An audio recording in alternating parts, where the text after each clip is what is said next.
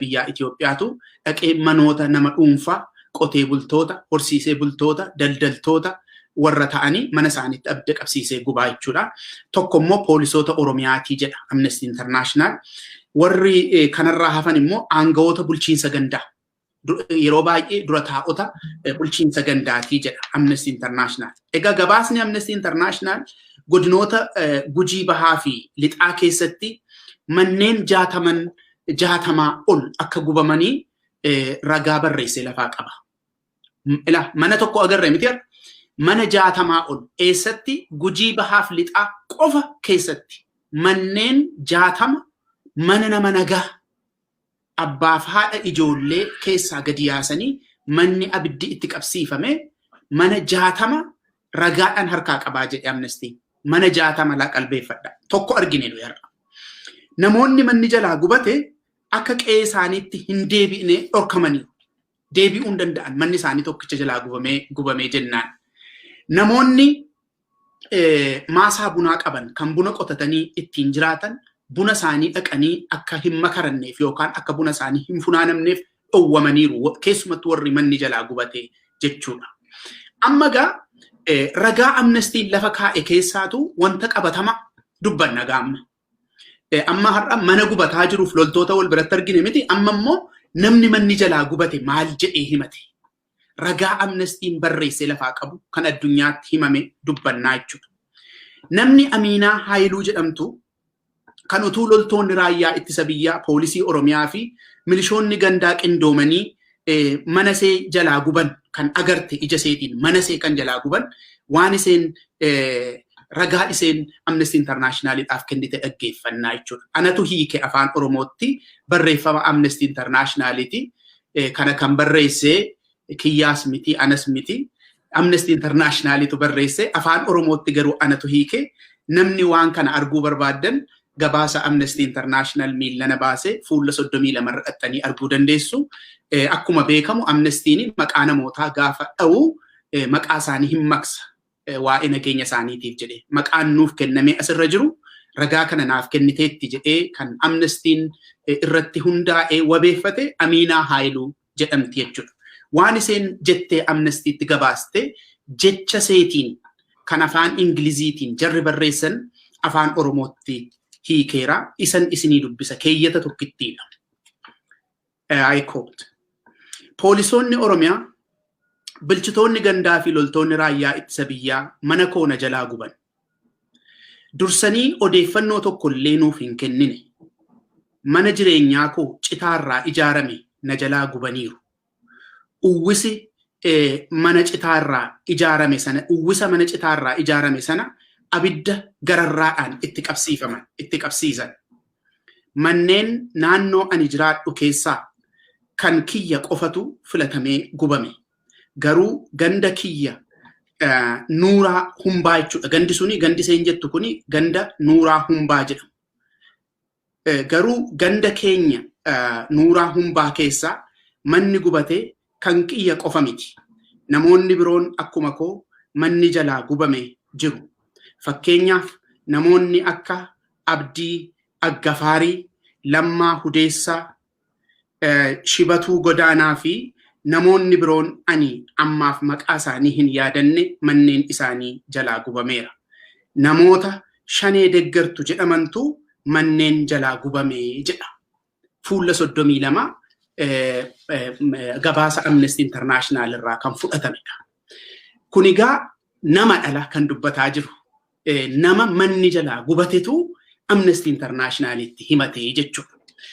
Viidiyoon nuyi har'a argine jettee miti gabaasaan barreeffamee lafa kaa'ame addunyaatti himameera. Jireenya namaatu akka kanattiin gubate. Qe'ee Oromootu akka kanattiin didichee gubate. Oduu isinitti hin fakkaatinii jechuudhaafan kana haasa'e. Fakkeenya tokkoon dabala. Amma immoo magaalaa Shaakkisoorraa. Fakkeenya kan biraa jechuudha. Godina Gujii Bahaa magaalaa Shaakkisoorraa ragaa Amnesty International barreessee addunyaatti afaan Ingiliziitiin hime. Ammas ragaa tokkoon isiniif hima. Ammas barreeffama Amnesty'ti. Isa kana immoo fuula 33 irra namni dhaqeen argata gabaasa Amnesty International irra. Anatu akkanaaf tolutti afaan Oromootti hiike. Akka kana jedha namni achirraa dubbatu immoo. Bitootessa 2013 keessa dura taa'aan gandaa fi milishoonni manneen maatii kiyya 3 gubanii jedha. Mana 3. Manni 2 kan obboloota kiyyaa, tokko ammoo kan abbaa kiyyaa. Milishoonni boba'aa jaarikaanaan manneen kanatti erga firfirsanii booda abiddatti qabsiisan. Manneen obboloota koo akkuma aadaa keenyaatti mooraa mana abbaa keenyaa keessatti ijaarame ture. Bakki manneen maatii koo keessa ture magaalaa Shaakkisoo keessa ganda Fayyan jedhama. Meeshaalee manaa deebisnee suphuun hin danda'amne. Buna kuntaala 35 mana keessa jiru milishoonni baafachuu nu dhorkanii walumaan guban. Lubbuu daa'imman 12 fi dubartoota keenyaa garuu baafachuu dandeenyeerra. Yeroo manneen kun gubatan haati warraa obboleessa koo isa tokko ulfa turtee jedha. Isa kanammoo namni fuula 33 irra dhaqee dubbise Amnesty irraa hin argata. Maaliifan fakkeenya kana ani dubbisuu barbaada? Wanti nuyi haasofnu oduu ta'ee qilleensa irratti akkana. Amma fakkeenyaaf Abii Dheengadda paarlaamaa irratti dhiyaate fikshiniidha, asoosamadha wanti kuni jedhe. Asoosama miti. Uummata Oromoo inni isin har'a ituu didichuu argitan. Har'a isin viidiyoodhaan argitan malee barreeffamaan addunyaan already dubbisee waan harkaa qabu.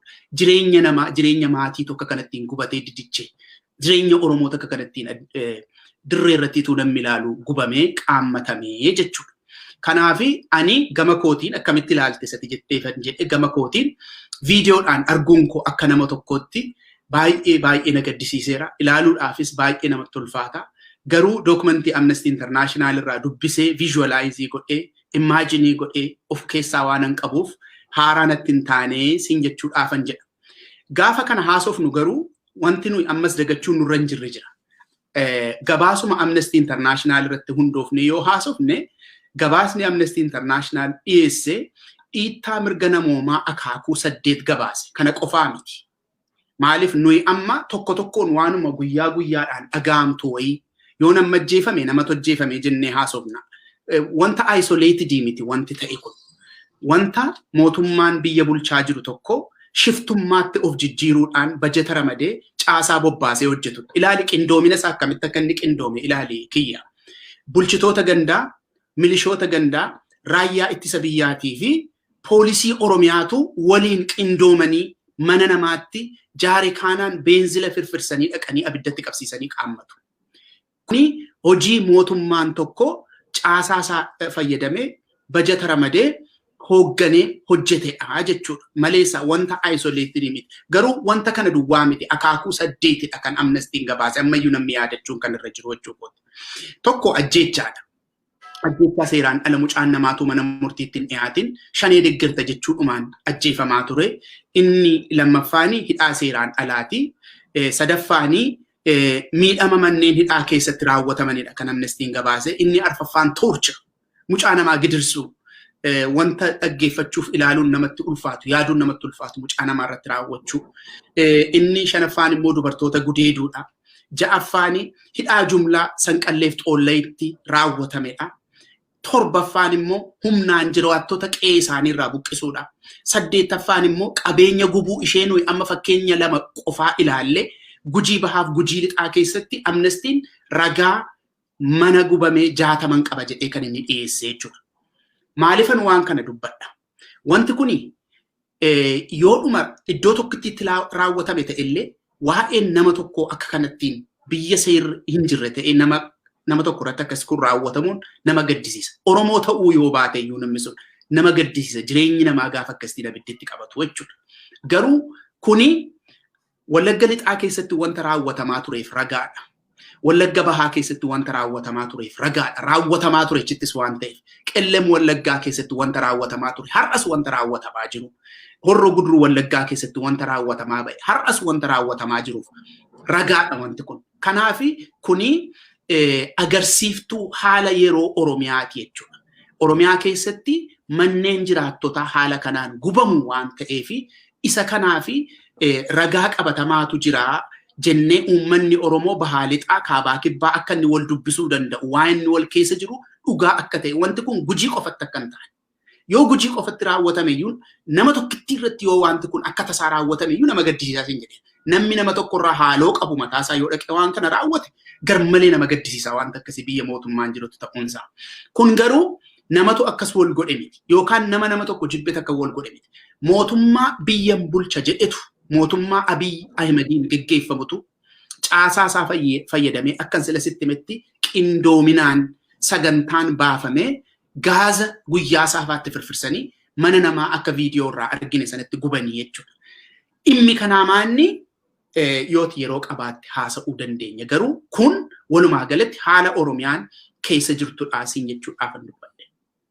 Ulfaadho Dr. Itaana, I think qabxilee dhugaadhumatti qabxilee gaggaarii kaaste wanti natti mul'ate akka yaadaatti ija keenya duratti utuu nuti ilaallu gariinitu deeggaruu gariinitu mormuu mootummaa abbaa irree mataatti waan of baasuu keenya ifatti kan mul'isudha kun. Tokkoffaa guyyaa saafaa mootummaan kun harka isaatiin utuunni mana qotee bulaa Oromoo gubuu kan argamedha kun. Garatti sobdee jalaa baatu garatti asiif achi jettu kun yuunifoormii keenya mini kun maal miti suuraan akaasi waan meeqa viidiyoo sanarraa agarree jirra wanta wal sobuu fi as dhaqu achi dhaqu nama barbaadu illee miti. Tokko kana. Lammaffaa yeroo garaagaraatti viidiyoolee garaagaraa keessattuu torban kana keessa waan hedduu agarre haadha ijoollee of jala naqxee teessu shaneedhanii viidiyoo sanas agartee ta'ee yaada. Akka isaan itti jaartii waggaa meeqaa akka isaan itti irra dhaabbatanii qawweetti qabanii sodaachisaa turan argineera. Jaarsa toorcharii godhanii lafaa ka'uu dadhabe shanee jedhanii viidiyoo sanas namni baay'een argeera. Kuni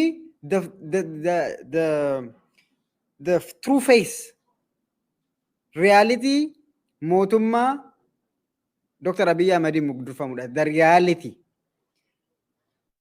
Mootummaan waggaa tokko keessatti jechuun mootummaa baay'ee ijaarreera jaalannes jibbines at this point.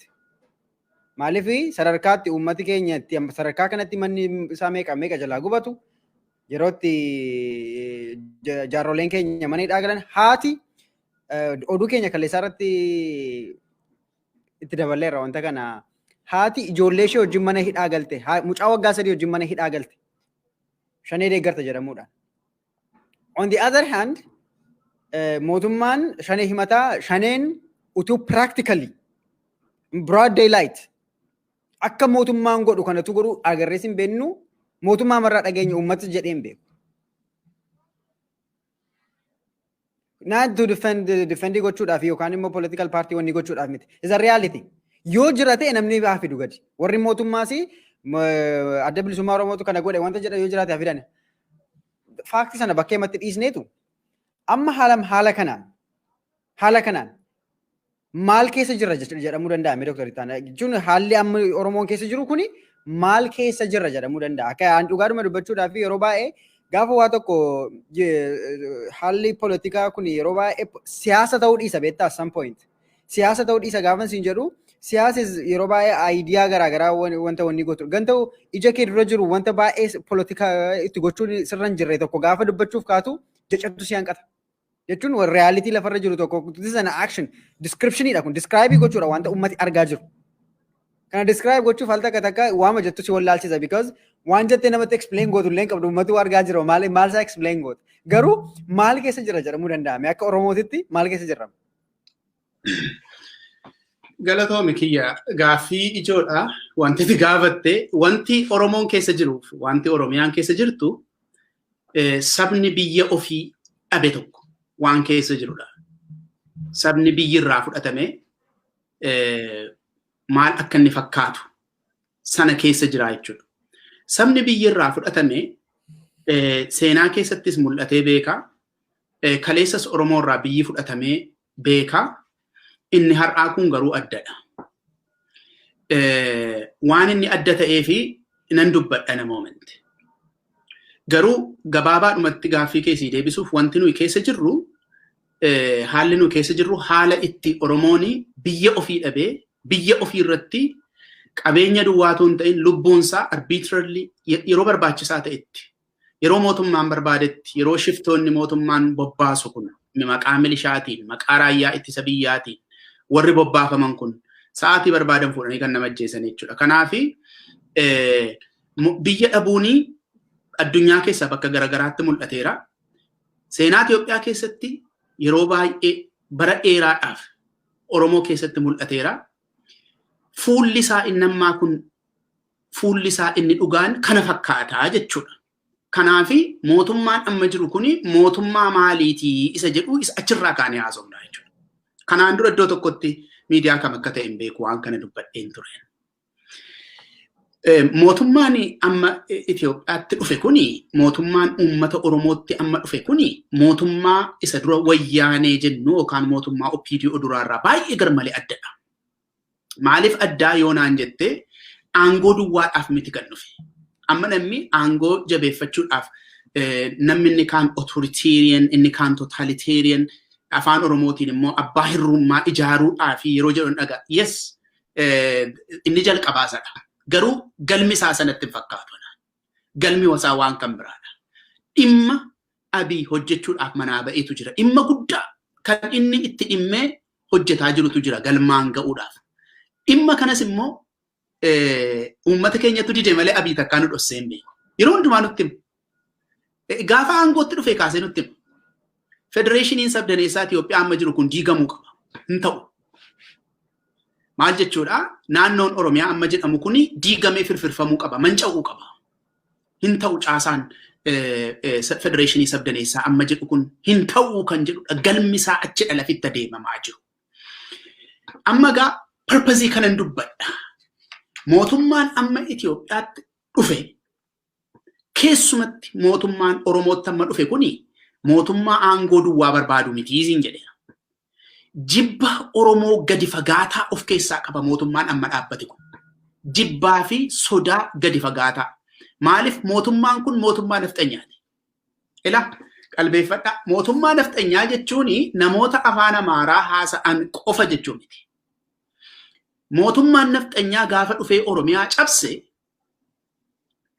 kan wajjiniin dhimma isaa raawwatu namoota afaan Oromoo haasa'anidha. Dhimma isaa ganda keessa deemee kan raawwatuuf qaxaramanii kan hojjetan Oromootatu jira. Kanaaf namoonni dhaqanii amma mana namarratti guban, kan nama ajjeesan, kan dubartoota gudeedan, kan qeerraa nama buqqisan, kan hidhaatti nama guuran, kan hidhaa keessatti makaraa nama nyaachisan namoota afaan Oromoo haasa'an ta'uu danda'u. Jarri kun garuu Oromoo miti. Maaliif Oromummaan dammaqiinsa yaadaa consciousnessiidha waan ta'eef jechuu kooti. Kanaaf mootummaan amma akka Oromiyaattis mootummaa naannoo Oromiyaa kan ofiin jedhee jiru mootummaa nafxanyaati laan irraanfatina. Mootummaan nafxanyaa amalli isaa inni guddaan Oromummaadhaaf Oromoo waan jedhamu jibba gadi fagaataa qaba. Jibba gadi fagaataa qaba. Kana anatu dubbataa jira miti. Uumeen haasa'aa jira miti. Wanta har'a viidiyoodhaan argitan irraanis itti himaa jira. Yoo akkamittiin leenjifamanidha.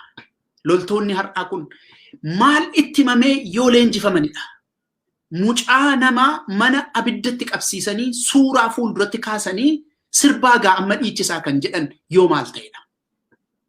Mee kana yaadaame xiqqoodhuma see daqiiqaadhuma muraasaaf maal jedhamaniitu leenjifaman jedhaa imaajinii godhaame. Loltoonni kun maal jedhamanii leenjifaman? Dhaqaatii maal raawwadhaa? Haala kamiin Oromoo tiriitii godhaa jedhamanii leenjifaman? Waa'ee Oromoof waa'ee Oromummaa maaltu itti himame ijoollee kanatti? Loltoota amma qawwee baatan kanatti maaltu itti himame? Maal jedhamanii leenjifaman? Yoo maal jedhamanii leenjifaman yoo maal baratanidha? Qotee bulaa nagaa mana keessaa ari'anii yeroo abiddatti qabsiisan garaan isaanii gadda dhabee kan akkas gammadan akka nama diina biyya dhufee weerare biyya dhufee mancaase argateetti kan sirban kan gammadan yoo maal ta'edha? Qotee bulaa hiyyeessa waan tokko kan hin qabne mana irratti gubanii kan akkas gammadan maal yoo ta'edha? Yaada maaliitiin yoo leenjifamanidha? Deebii kana deebisuuf miti akka namni yaaduufi malee. Gama kan biraadhaan Oromoo tasumayyuu jibba guddaadhaan kan Oromoo ilaalu biyya Itoophiyaa keessatti humnoota siyaasaa keessaa eenyu fa'i? Eenyu fa'i kan afaan Oromoo itti ajaa'u kan itti hadhaa'u gaafa dubbatamu? Oromummaan kan maalummaa namaa itti hin fakkaanne eenyu fa'i humnoota siyaasaa Itoophiyaa keessaa? Nafxanyoota miti gabaabaadhuma dubbii jechuudha. Nafxanyoota. Isa kan mootummaa ta'ee manattis dhufe. Mootummaa ta'ee Oromiyaa irratti kan ijaarame nafxanyummaa sanadha. Amma gaa mootummaa sirraa fudhachuu duwwaa miti dhimmi isaa kan hin jedhuuf kanaaf. Mootummaa sirraa fudhatee si bulchuu duwwaadhaaf miti. Tokkoffaa eenyummaa sanatti akkati qaanoftu. Salphinadha Oromummaan jettee akkati yaaddu. Qaaniidha Oromummaan jettee akkati yaadduuf mana kee irratti, qe'ee kee irratti si salphisuudhaaf. Tokko. Innis galma miti. Inni kunis meeshaadha malee galma miti innis. Lammaffaa Oromiyaa diiganii federeeshinii sabdaneessaa ammaa kana mancaasuudha jechuudha. Amma gaa Oromooni purpose isa jalqabaan si dubbataa jira. Oromoon amma gaafa mootummaa wayyaaneef mootummaa OPDO ari'atu ofitti amanamummaa isaa argiteetta. Sodaa waan jedhamu hunda cabsee ba'eetu ganda keessaa kaadiree ari'ateetu ofitti amanamummaa guutuudhaan biyya ofii dhaalee ture. Biyya ofii dhaalee ture bara. Oromoon biyya kan isaa godhee ture. Biyya Oromoon dhaalee jennaani bar obbolammaan gadi ba'anii waan godhan waan hin jirreef Oromoo bira kan dhaabbatan. Pirezidaantii mootummaa naannoo Oromiyaa kan turan obbolammaa Magarsaa gadi ba'anii kan Oromoo bira dhaabbatanii Oromoo waan biyya fudhateef. Erga uummati gadi ba'ee biyya fudhate uummata sanan bulcha yoo jette wanti ti gootu kan uummata sanaa ta'uu duwwaadha filannoo kan biraan hin jiru. Oromoon biyya dhaalee ture isin jechuu kooti biyya isaa fudhatee harka isaa galfate. Gaafa biyya isaa harka isaa galfatee jedhu warra mootummaa naannoo Oromiyaa tun ta'in warri mootummaa federaalaayyuu Oromoo dhiifama gaafachuu galateeffachuutti ka'an. Gaafa Abiy aangootti dhufu Abiy mataan isaa akkamittiin akka inni qeerroo galateeffatee yaadatte. Dammaqeen akkamittiin akka inni qeerroo Oromoo galateeffatee yaadatte. Amma gaa isa kana cabsuudha kan barbaada. Ofitti amanamummaa Oromoo propagaandaa duwwaadhaan itoo hin ta'in caasaa mootummaa fayyadamanii qofatu hin ta'in hamma qeetti hamma manaatti dhaqanii namoota muraasa maqaa shanee jedhutti maxxansuudhaan jalqaba maqaa balleessitaa isa booddee jarri kunii namoota diina biyyaati jetteetu maqaa miidiyaadhaan ergatti maxxansitee ergatti duultee booddee dhaxxee mana isaaniitti abidda qabsiistee isarraa hafe mana hidhaatti geessite isarraa hafe ajjeefte isarraa hafe qeesaa buqqifteetu warra naannoo sanaa waan kana argan shororkeessitaa jechuudha. Jarri sun maal bakka bu'uu yoo naan jette jarri sun ofitti amanamummaadha bakka bu'u. Amma yoo argite ta'e inni tokko buna kuntaala 32 wajjin mana koo gubanii jedha. Kuntaalli 32 nama manaa qabu jechuun egaa nama xinnoo fooyyee qabudha jechuudha. Egalee economically financial nama tocho'uu danda'udha jechuudha. Ofitti amanamummaa nama qabu nama sabi sun of fuulduratti ilaaluudha jechuudha. Oromoon guddaa keenya waan jedhu qaba aadaa keessatti. Duruma durii kaasee seenaa isaa keessatti guddaa koo waan jedhu qaba Oromoon. Guddaa isaa keessatti cabsaa jiru jechuudha. Guddaa isaa cabsaniitu Oromoon akka inni jilbeenfatuuf isa kana ilaale. Kaayyoo manaa baheef qaba gaalaa amma Oromoon wanti sitti haasa'aa jiru maanni waa'ee ofitti amanamummaa Oromoo irratti Oromoon gaafa bahee biyya dhaale sana kaayyoo qaba. Kaayyoon isaa maanni mirga abbaa biyyummaa isa jedhamu sanadha. Mirga abbaa biyyummaa sana fudhatee gaafa inni as ba'u gaaffii sana calluma jettee deebisuun harkatti busheessuun hin danda'amu Abiyyi fa'iif. Calluma jedhanii hin deebifnu jechuun danda'an. Wanti isaan danda'an hin dandeenya jedhanii wanti isaan gadi ba'an. Hin danda'uuf hin danda'anii waan kan biraan. Hin dandeenya jedhanii wanti isaan gadi ba'an maanni Oromoo qeetti dhaqanii guddaa isaa cabsuudhaan. Eenyummaa isaatti akka inni qaana'u gochuudhaan. Qabeenya jalaa gubuudhaan. Tumuudhaan. Ajjeesuudhaan. Warra hafe sodaachisanii jilbeenfachiisanii bituu. Isa booddee gaaffii Oromoon fudhatee manaa ba'e sana dagatee lafa buusee jireenyumti isaayyuu manca'ee har'a buluudhaaf akka inni gaaffii jala galu gooteetu hiyyoomsitee bittaa jechuudha. Isa booddee waa'ee mirga abbaa biyyummaa Oromiyaan kan kooti wanti jedhu hin hafaa jechuudha akka yaada isaaniitti. Wanti Oromiyaan kan kooti jedhu hin hafaa jechuudha. Maaliif kan kooti jettee godoo ati jirtu iyyuu sirratti gubatee kaa waa'ee biyyaa isa kamiin haasofta. Isa kana inni godhamaa jiru. Kanaaf ofitti amanamummaa Oromoon manaa ba'ee fudhate cabsu. Gootummaan inni horatee gadi ba'ee ittiin mootummaa wayyaanee fudhatee ittiin injifate sana cabsanii jilbeenfachiisuudha. Parpaziin inni jalqabaa isa kanadha. Parpaziin inni kun immoo parpazii isa lammaffaadhaan walitti hidhaadha. Maanni parpaziin inni lammaffaan? Wanta Abiy gidduu kana raawwate irraa siigaa. Amma waan lama wal bukkee qabeessitti maqaa. Wanti kun akka inni sirriitti ifa ta'uuf.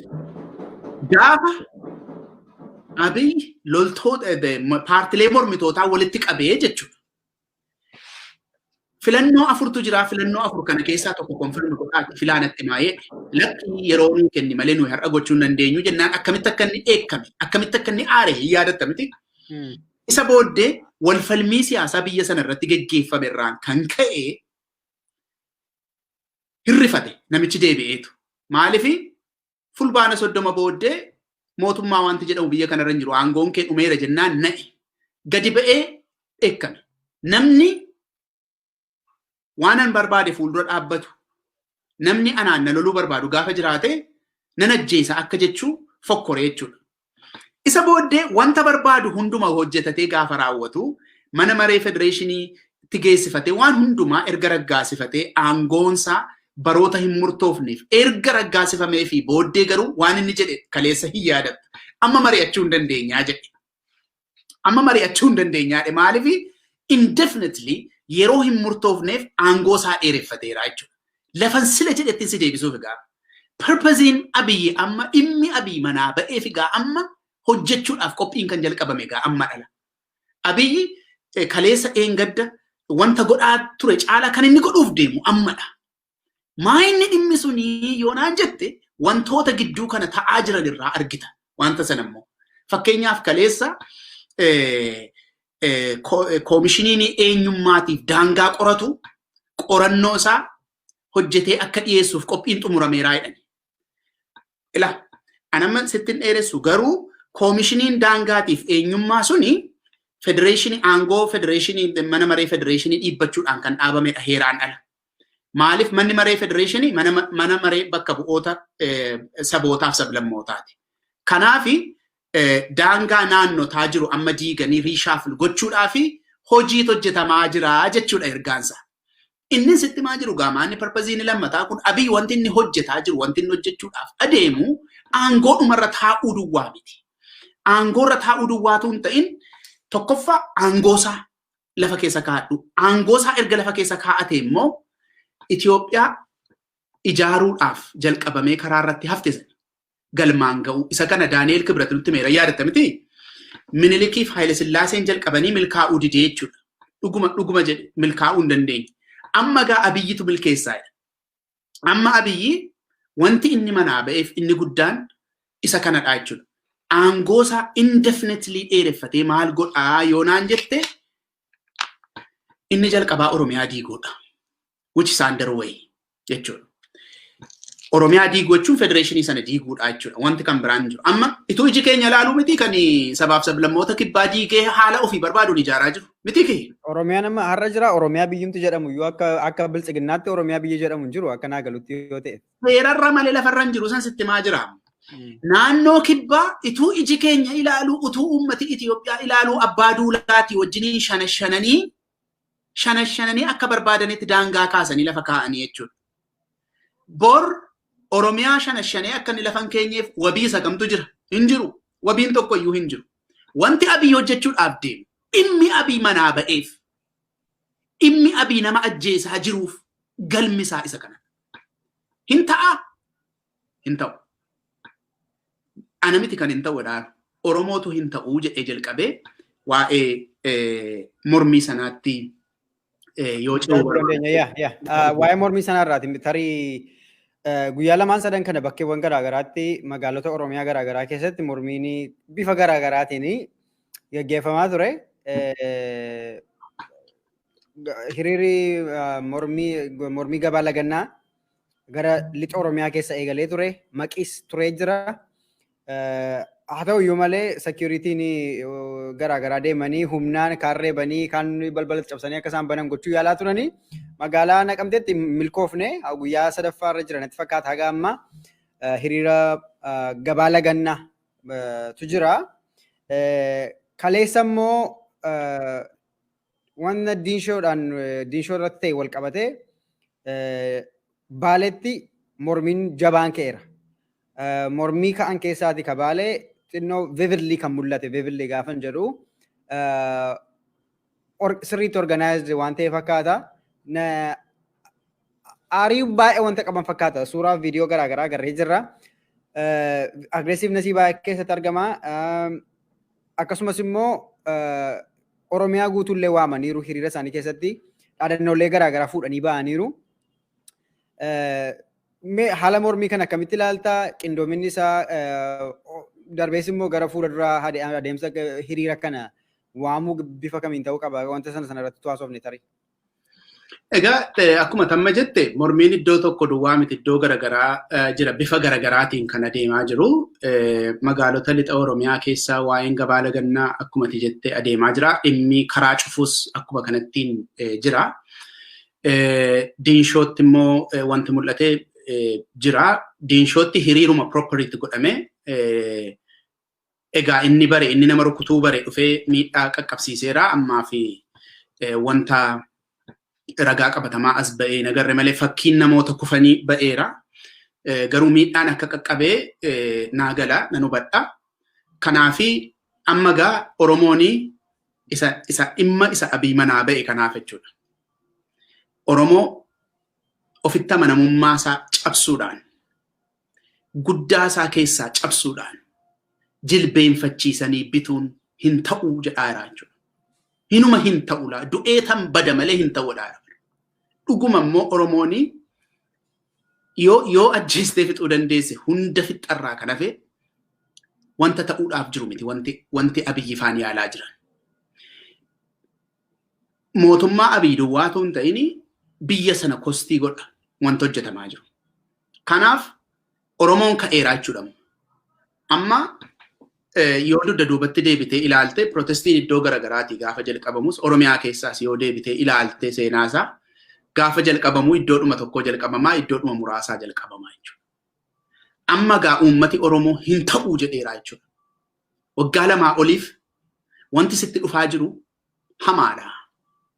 Sirrii miti inni jedhaa turre amma gaa Oromoon walii galee hin ta'uu jedhaa jechuudha. Kanaaf inni iddoo tokkotti mul'ate kuni mallattoodha malee inni Diinshootti mul'ate inni Naqamteetti magaalota garagaraatti Maqiitti inni mul'ate mallattoodha. Amma hin ta'uu Oromoon jechuu isaatii fi mallattoo qabatamaa jechuudha. Yaadaan akka inni dide beenna hundumti keenyayyuu. Amma gaa qabatamaatti namman caasaa waan ati kaa'atte malee narratti kun hin ta'uu jedhaa jechuudha. Egaa kana jechuun maal jechuudha? Yeroo nu fuuldura jiru kuni yeroo qabsootii jechuudha. Yeroo qabsootii, yeroo itti nafxanyaa hamma manaatti mana sirratti gubuu dhufe. Ituu dubbannu manoota fakkeenyaaf amma 60 kan Amnesty Internationaliin jedhe manooti gubatan 60 sanni jedhe sana Abiyyi Oromiyaa guutuu keessa deemee kana hojjechuudhaaf ija namaa duratti kana hojjechuudhaaf nama qaanii qabu miti. Kanaaf eenyuuf iyyuu waan hafudhaa jedhee namni yaadee dogoggoruun qabu. Sitti meera. Namooti isaan shanee jedhanii adda baasanii mana irratti gubanii jabaa Oromooti. Warra Oromoon guddaa kooti jedhee ilaallatudha. Warra Oromoon ulfina kennuuf salphisanii ija uummataa duratti salphisanii uummati akka inni salphisee of ilaalee jilbeenfatuuf gochuudhaaf wanta taasifamedha. Kanaaf abaluu irratti ta'e wanti kun wanta jennu miti. Oromoo irratti ta'e. Shanee wanti jedhamu hin jiru. Sammuu Abiifaa keessatti Oromoon shanee jedhama. Sammuu nafxanyootaa keessatti maqaa isa wayyaaneen akraarii jettu isa seenii ashabbaarii jettu amma immoo shanee jedhanii dhufanii jechuudha. Kanaaf maqaa Oromooti maqaansu. Abaluu irratti mana gubanii abaluuf hafa wanti jedhamu hin jiru. Kanaaf Oromoo irraa wanti eegamu amma tarsiimoo isaa gegeeddaruudhaan. Wanti ani sitti himu barbaadu gaafa uummati dide loltuu isa dhaxxee suuqiin bansiisaa, karaan bansiisaa, dadhabbiidhuma sun yeroodhuma kee gubuu dadhabbiidhuma malee wanta kan biraa hin qabunni. Gaafa uummati dide hin jiru wanti gochuu dandeessu. Mootummaa dhiisiitii abbaan fedhe dhufee waan tokko gochuu. Mootummaa nafxanyaa isee amma lafa qabachuudhaaf dhidhiitaa jirtu kana dhiisi. Eenyullee dhufee waan tokko gochuu hin danda'u gaafa uummati dide. Hin dide bakka. Maaliif state wanti nu jennu yookaan immoo caaseffama mootummaaf biyyaa wanti nu jennu mataa namaa keessa jira. Uummanni mootummaan hin jiru kan amma jiru diina kootii gaafa inni jedhe sammuu keessatti sii dhumeera. Abbaa taankii barbaadde tarreessii lola meeshaa barbaadde loltuu hammaf barbaadde bobbaase. Uummanni mootummaan hin jiru. Kan amma jiru diina kootii erga inni jedhee kaa'e wanti itti gootu hin jiru. Amma wanti nuyi dubbannu uummati kana gochuu hin danda'aaf hin danda'u miti. Kostii adeemsa kana keessatti baasnu gadi butuu tooftaa garagaraa fayyadamuu kan jedhutu gadi fageenyaan waan kana. Dr. Itaan bukeetti sin dhaaba. Wanta kana gaaffii kana atillee mana irraa dhageessee beektaa kanaan dura si gaafadheera. It's very crucial. Keessumaati qabsoo karaa nagaa geggeessa yoo ta'e saayinsiin isaa tiyooriin isaa akka jedhutti balaanni uummata irratti geessisuu danda'u bilisummaan argachuudhaaf fi sochii godhamu keessatti balaa irra xiqqaa kanatti argachuu dandeessu qabsoo karaa nagaadhaa fi successfully immoo kanatti carraan kee kan inni ta'uu danda'u karaa guddaa ta'edhu sanaaf. In gooliin keenya sila dubbatteetta ownership biyyaadha. Biyya harkatti qabachuudha. Biyya Oromoon harka isaatti qabatee biyya mataa koo kan jedhu kan ofitti qabachuudha. Of course targetiin akeeki qabsoo keenyaa, galmi keenya, kaayyoon keenya biyya qabaachuudha jenneerra. Adeemsa kana keessatti yeroo darbeessi gaafa protestiin gaggeeffamaa ture dogoggorra kan dogoggoramne 1991 wanti dogoggorame jira, 74 wanti dogoggorame jira. Kun carraa keenyadha kan dogoggorre jedhamee look at where we at right now. Amma eessa akka jirru haa ilaallu. Okay? Amma immoo ammas is another revolution.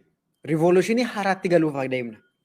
This is gonna be all new thing. Amma qabsoo bilisummaa Oromoon geggeesse keessatti Abiy administration opinion aangoo qabachuunsaa is one section. Sectionii tokkodha. Feezii sadan darbanidha jechuudha. Feezii sadii afuran darbe kan keessatti qabsoo Oromoon geggeesse jijjiirama fide keessatti jechuudha.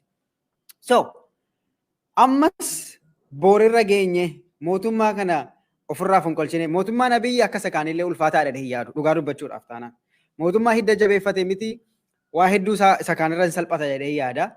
Garuu immoo boorirra geenye mootummaa gaafa galagashinu qophii barbaachisaa ta'e akka kanaan dura ammas organizational structure ga'aa ta'e hin qabnu aangoo kana namatti laannu hin qabnu security ga'aa ta'e nageenya uummata keenyaa eegu hin qabnu jennee rakkoo keessa galuun wanta dhufu sitti hin fakkaatu ammumaa wanti itti yaadamuu qabu.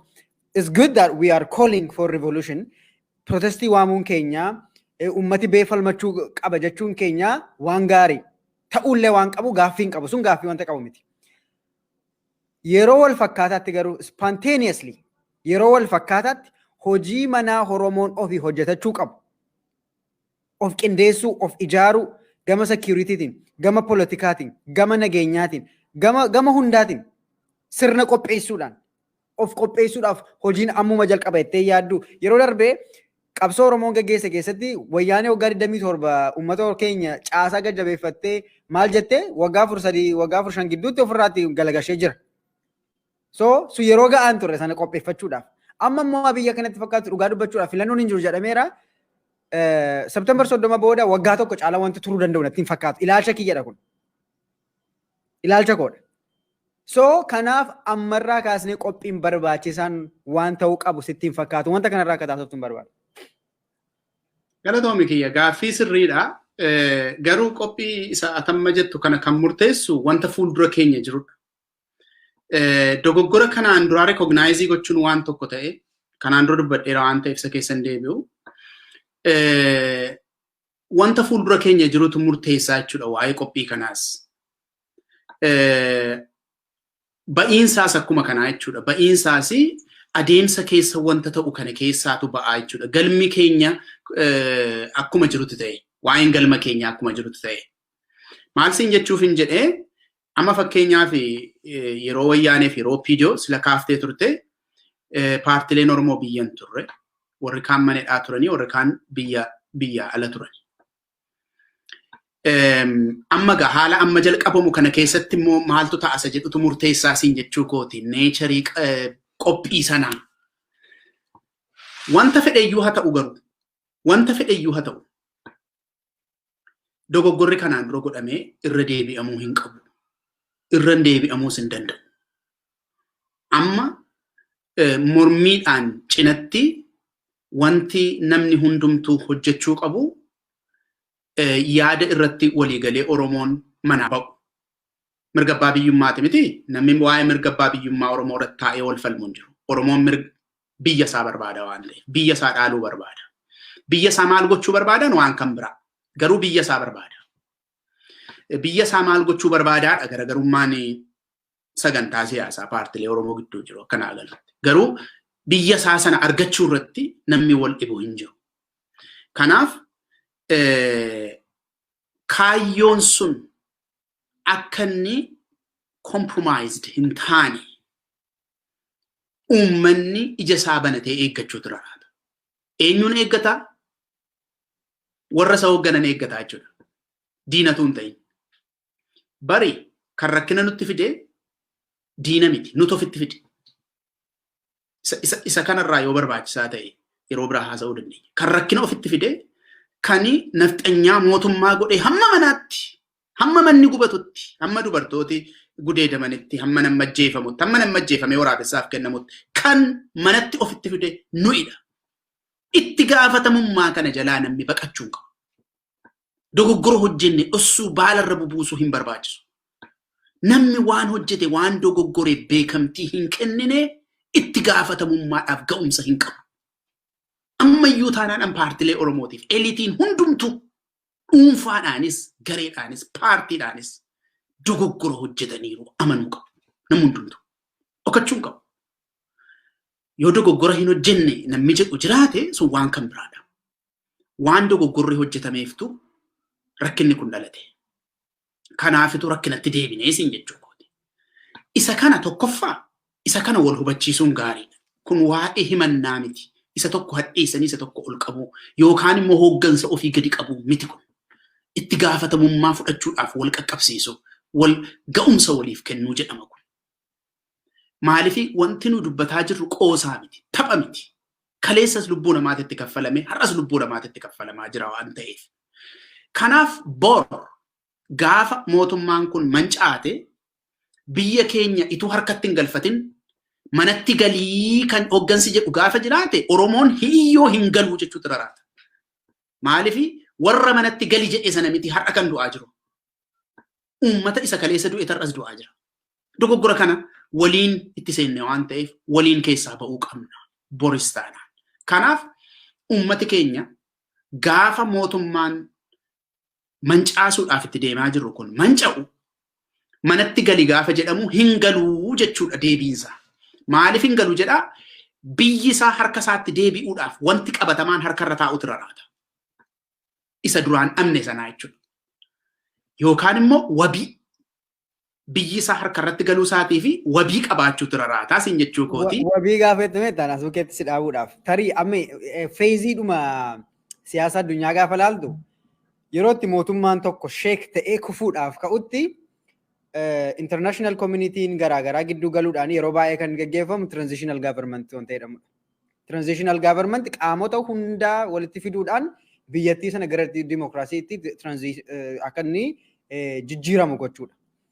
Ka Sudaanitti agarre kun fakkeenya gaarii ta'uu danda'a. Wanta kana Profeesar Qeellee yeroo tokko barreessee ture. So Albashiriin egaa mormiidhaan kuffisanii booda militariin dhufee gaafa aangoon qabadha jedhu uummati dubartiin sun ittiin baay'ee beekamte sun jirti. No mootummaan ce'umsaa uummataa kan bakka bu'u yoo hin jiraatin nuti karaa dhiisnee hin gallu Albashiriif duwwaa miti transitional governmentiin ijaaramee gara dimokiraasiitti darbuu qabna jedhanii karaa irratti deebi'anii jechuudha. So in our case keesiin keenya immoo warruma mootummaa keessa isaanumatti ilaannee warra ofii qabsaa turan, warri mana hidhaa turan, warri maal ta'an hundumtuu taa'eedhuma bakkee taa'ee isaan dudduuba deemee harka rukuchuu jalqabe jechuudha. Dogoggorri ture tokko kana. Ammas immoo akka natti fakkaatutti akka naa galutti. Wanti dhufuuf adeemu akka naa galutti mormiin kun yoo kan jabaatee cimaa kan deemu taate is only one thing that will come. Tokkoffaan ni jalqabaa kan dhufu transitional governmentiin akka ijaaramuuf international community'n garaagaraa gidduu galanii qaamolee siyaasaa Itoophiyaa keessa jiran hunda walitti fiduudhaaf yaalu. Qaamolee siyaasaa Itoophiyaa keessa jiran gaafa siin jedhu kan maqaa Itoophiyummaadhaan deeman iyyuu dhibba meeqatu jira yeroo ammaa si galee. Oromoo keessa garaagarummaa hedduu guddaan hin jiru. ammas